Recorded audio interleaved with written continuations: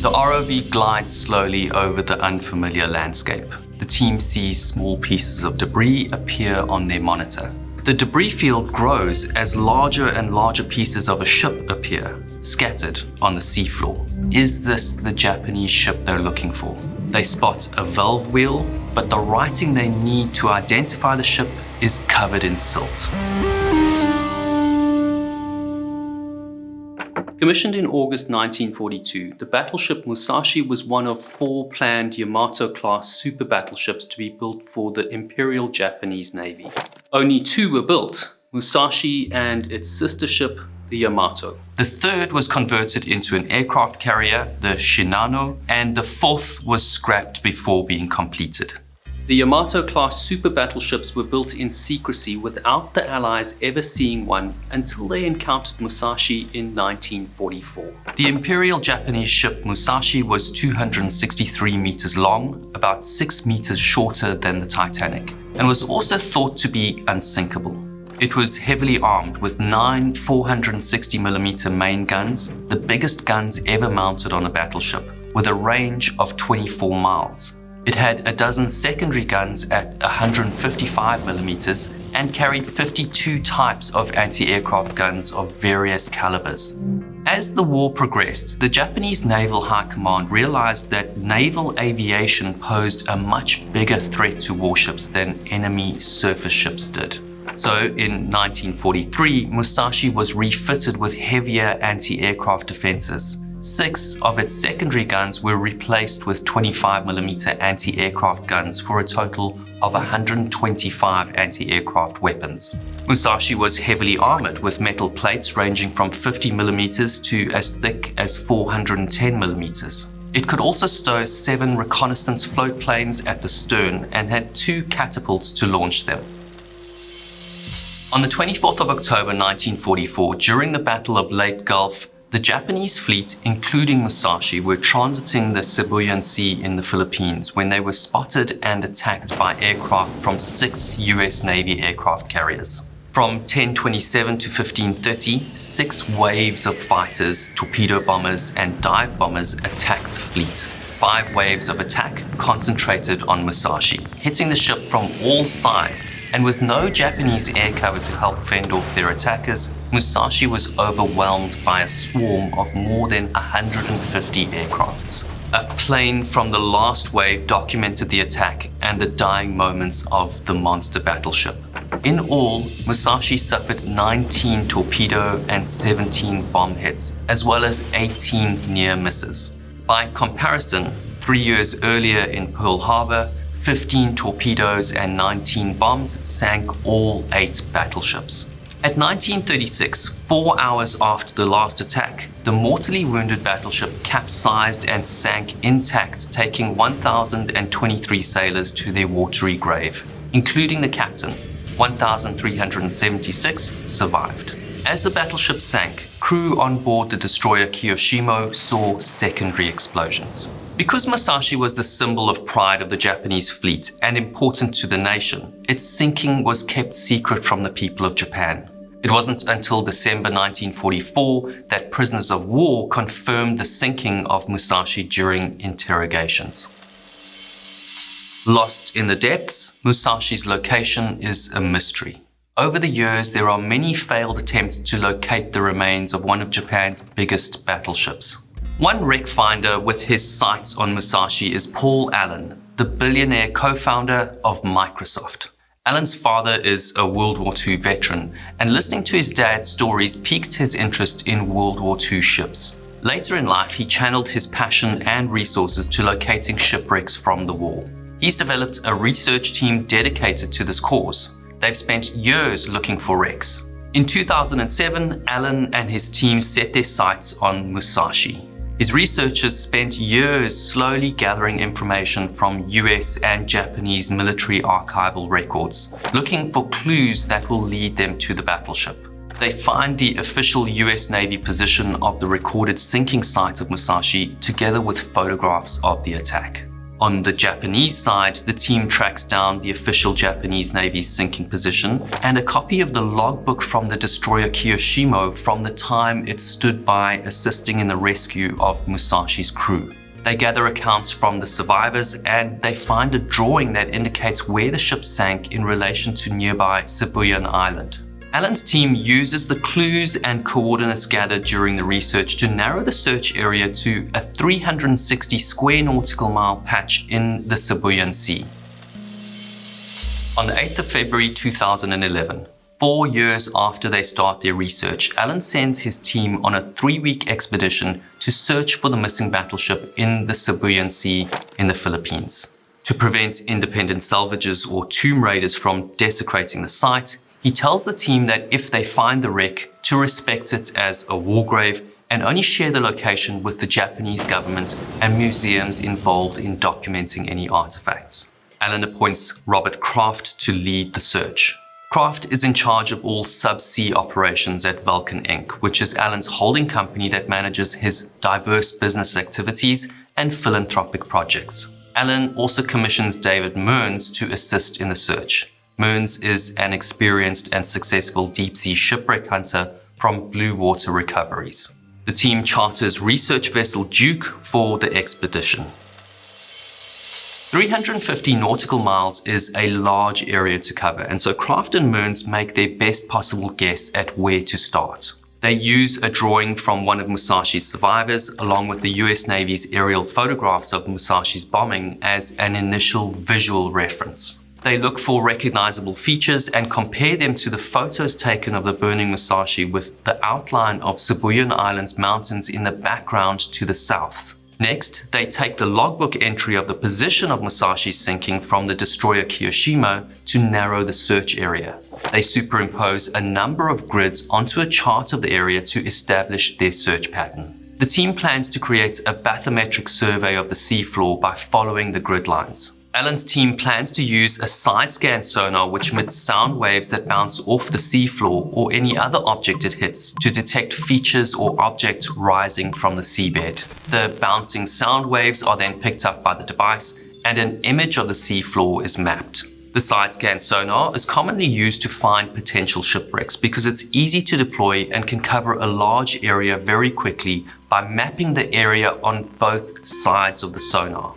The resolution of the large area it covers isn't fantastic, but quickly shows any large and unnatural shapes clearly against the backdrop of the normal flow of the underwater terrain. Research vessel Duke tows the sonar sensor at a consistent depth as the ship follows the path of the search grid. The research team watches the sonar image on a monitor as it maps the seafloor. But Duke only covers a short distance when the side-scan sonar gets snagged on a long fishing line. The Sibuyan Sea is a busy waterway, and local fishermen use long lines to catch tuna and other fish. The team switch to the multi-beam echo sounder mounted on Duke's hull. It works the same way as the side-scan sonar, but its field of view is smaller, mapping an area about a mile wide directly underneath the ship. The mapping process takes longer than side-scan sonar, but it is more detailed. The team starts at the western side of the search area, moving eastwards while following one of the grids. It takes the search team 4 hours to cover one stretch of the grid. The resulting image is a very detailed map of the seafloor about a mile wide. As Duke follows the grid and scans the seafloor, the team looks for a dark object to show up in the map. This would indicate the reflected image of a man-made object lying on the seafloor. After 4 days, the team finishes scanning and mapping the target search area. They have a detailed picture of the seabed, including a newly discovered underwater mountain, but no trace of the battleship Musashi.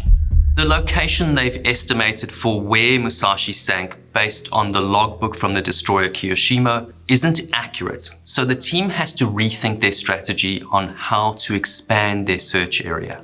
Their next clue is the aerial photograph. Mearns makes up a cardboard box to mimic the field of view of the camera used by the US airman who took the photo. Viewing through the cardboard box, he approximates that Musashi is 2 kilometers closer to the island than their original reference point. He also believes that Musashi sinks 4 hours after the time the photo is taken, and it drifts in a westerly direction. He overlays this new search area over the one they've already mapped, which extends the western area of the search grid. On the 22nd of February, 2 weeks into the search, their sonar reveals a promising target, so the team makes several passes over the target area to map the object. The object is 100 meters larger than what they're looking for, and they come to the conclusion it's just a rock formation.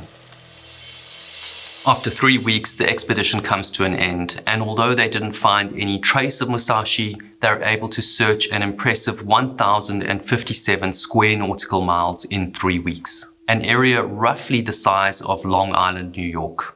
The team now has more or less an accurate map of the seafloor.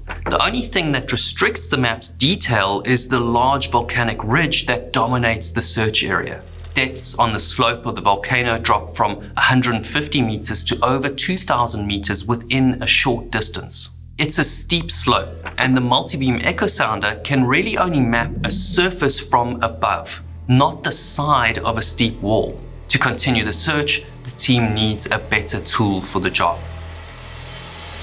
In February 2015, 4 years after their failed expedition, Kraft, Mearns, and their search team returned to the Cebuan Sea with motor yacht Octopus, Allen's luxury yacht.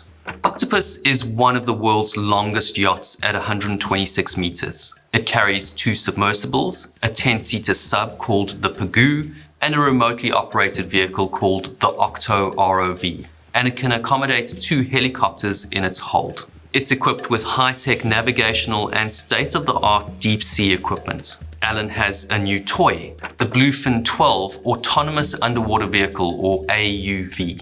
This custom-made AUV is designed based on the search team's specifications, and it's capable of diving to a depth of 1,500 meters. It's a prototype, so a representative of Bluefin Robotics is on board to oversee its operation, and an expedition on a luxury yacht probably doesn't hurt. The AUV is equipped with side-scan sonar. It can conduct a consistent sonar survey across large, deep areas of irregular terrain to give a baseline result. This will show the team where to make a further detailed investigation. They want to find out what the volcano looks like in greater detail, and to see if there's any wreckage scattered along the slope, under rock outcroppings, or inside the crater. They program a survey route into the AUV system, using the map of the volcano that was compiled during the 2011 expedition. Bluefin 12 is nicknamed the Mountain Goat because it navigates the rocky and uneven slope without any intervention from the surface until it's surveyed the entire underwater volcano. The research team lower Bluefin 12 into the water, and it descends towards the base of the volcano 1,000 meters below the waterline and 100 meters above the sea floor. As the robot travels to survey the area, it maps the terrain and tries to identify man-made objects among the rugged volcanic outcrops. Bluefin 12's maximum search range is 389 square kilometers, and it can stay down for 24 hours. But after 18 hours, the team bring the AUV back to the surface to download the first batch of data. They analyze the mapped images of the bottom to see if there are traces of the wreck. But after poring over the detailed map, the AUV survey yields nothing. They put Bluefin 12 back in the water to continue mapping the volcano, but the second survey also gives no significant results.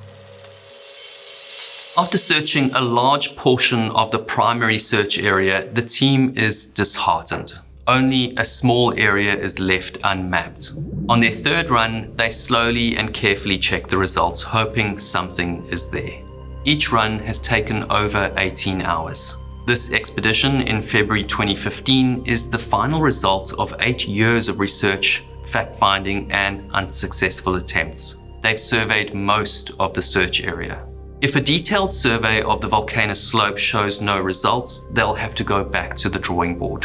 As the computer churns out the results, the map shows small dark objects indicating a backscatter of man-made objects on the seafloor. Since they look too small to be a ship, the team isn't sure what they're looking at.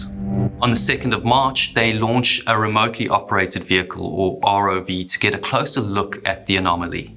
Octo ROV is about the size of a VW Beetle.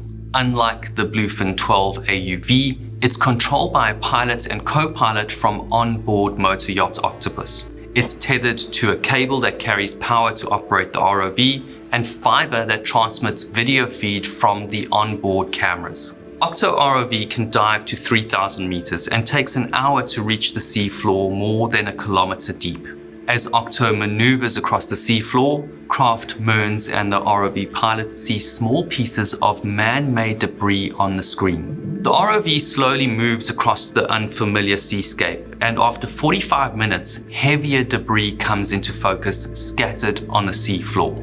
It's a ship, but is it Japanese? They spot a valve wheel with etchings that look like writing, but it's covered in silt. Moving closer and focusing on the characters, they recognize the Japanese writing.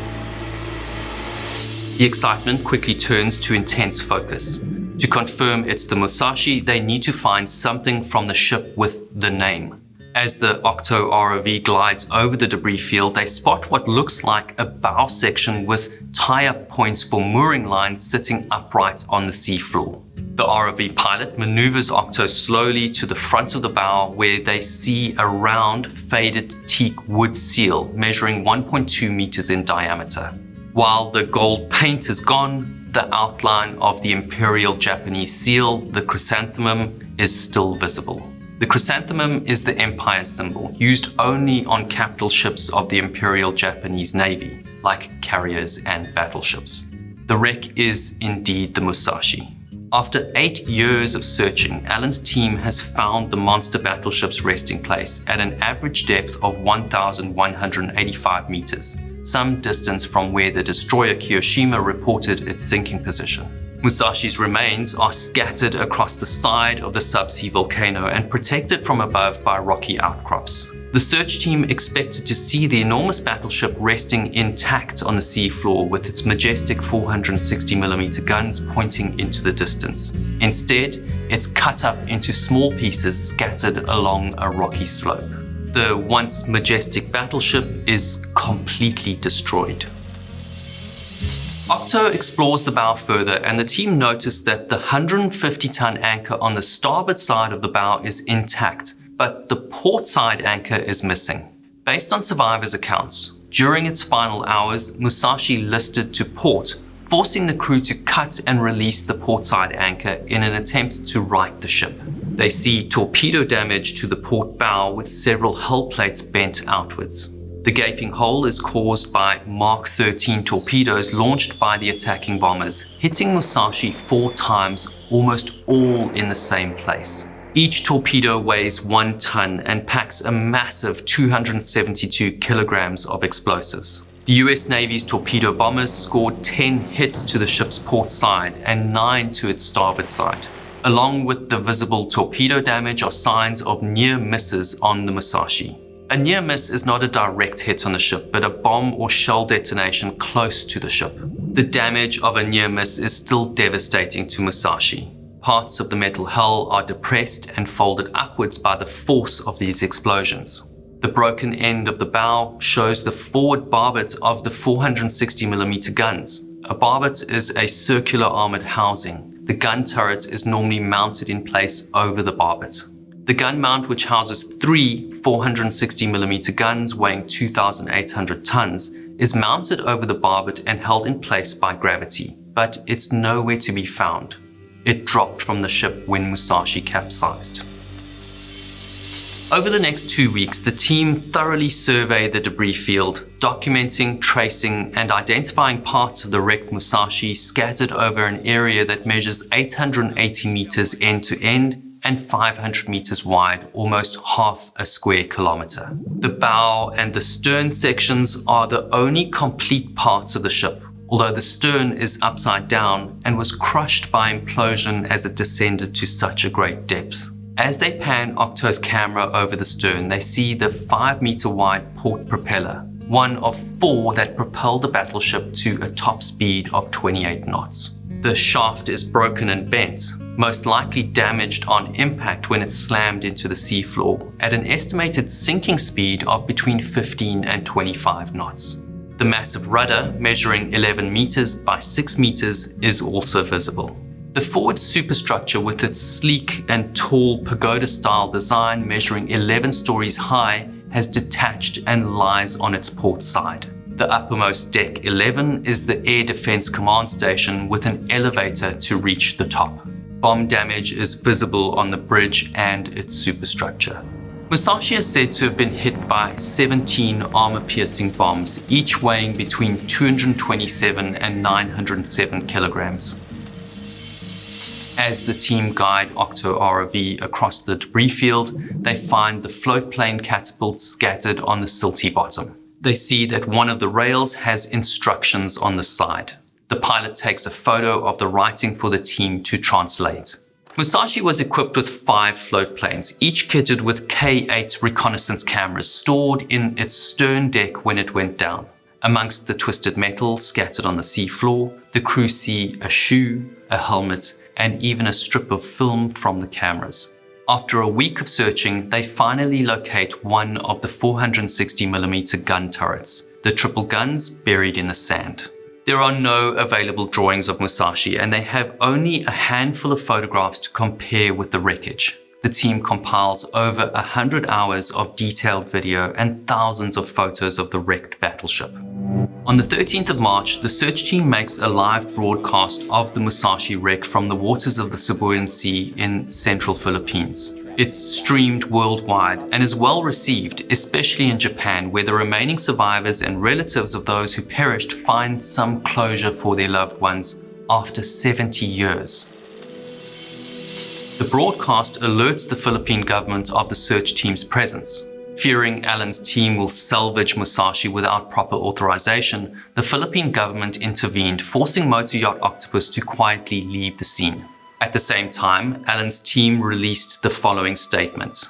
Mr. Allen and his research team are mindful of the responsibility related to the wreckage of the Musashi as a war grave and intend to work with both the Japanese and Philippine governments to ensure the site is treated respectfully and in accordance with applicable traditions. In March 2016, a group of Japanese experts gathered in Tokyo to study the specifics of Musashi's sinking. Using the 100 hours of video footage and images documented by Allen's team, the Japanese experts were able to recreate a 3D model of the battleship's debris field. Like a jigsaw puzzle, they began assembling the parts and recreated a model of Musashi. To better understand how the battleship was constructed, the experts visited the shipyard where it was built, the Mitsubishi Nagasaki shipyard. During their visit, they stumbled across 200 never-before-seen pages of original blueprints for Musashi in the shipyard's archives. Comparing the 3D model with the blueprints, the experts found out that Musashi's armor plating was so thick that welding the plates together was impossible. The armor plating was hot riveted together in a process where glowing hot rivets were inserted through precisely drilled holes, and the unformed ends were hammered to close the joints. As the rivet cooled, it contracted and squeezed the joint tightly together. When torpedoes struck the hull of Musashi, the explosive force caused the rivets to fail, leading to flooding in the vessel, eventually capsizing and sinking Musashi. Based on a computer simulation, the secondary explosions seen by the sailors on the warship Kiyoshima were caused by an exploding magazine compartment. This was traced to the magazine of the second main gun located near the center of the battleship, where an estimated 160 shells and 100 tons of gunpowder were still stored inside this gun turret's magazine when Musashi sank.